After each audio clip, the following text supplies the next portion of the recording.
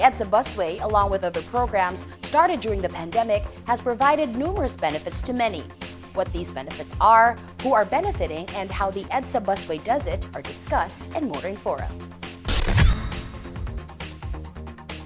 When the COVID-19 pandemic hit the country and prompted the lockdowns, the DOTR and the MMDA decided to embark on the EDSA Busway project. It has long been among proposals for a more efficient mass transport system in Metro Manila.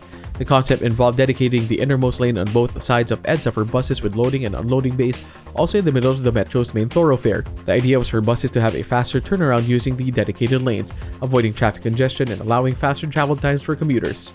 The EDSA Busway was implemented as authorities began to ease quarantine restrictions and allowed public transport to resume operations, albeit under strict protocols meant to help prevent the spread of the contagion. Also called the EDSA Carousel, the busway saw travel time for commuters cut to just around an hour or less from Monumento in Caloocan to the Mall of Asia in Pasay City. The DOTR and the MMD are pleased with how the EDSA Busway has provided a more efficient mass transport system in Metro Manila. In 2021, the EDSA Busway recorded a ridership totaling to 47,104,197 while averaging around 129,000 passengers daily. The EDSA Busway also performed a large role in the DOTR's Libreng Sakay program for medical frontliners and essential workers.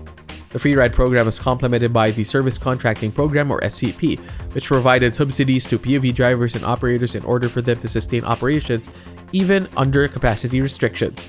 In a way, the SCP also helped the EDSA Busway increase ridership. According to the LTFRB records, the EDSA Busway took on more than 2 million commuters for the first 3 months of 2021, 2 million in January, 2.3 million in February, and 2.4 million in March, while 1.6 million was recorded in April as Metro Manila was placed back under modified enhanced community quarantine.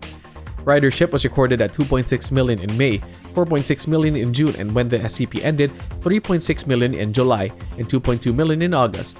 When the SCP resumed in September, the EDSA Busway ridership rose to 3.8 million. It was placed at 6.4 million in October, 7.4 million in November, and finally 7.6 million in December. The DOTR touts the ridership numbers prove that the EDSA Busway can be an efficient mass transport mode. The EDSA Busway can be said to be a product of the pandemic, although authorities said that the idea was born even before coronavirus hit the country.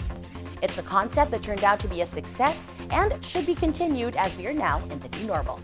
That's our Motoring Forum this week, courtesy of Suzuki Philippines.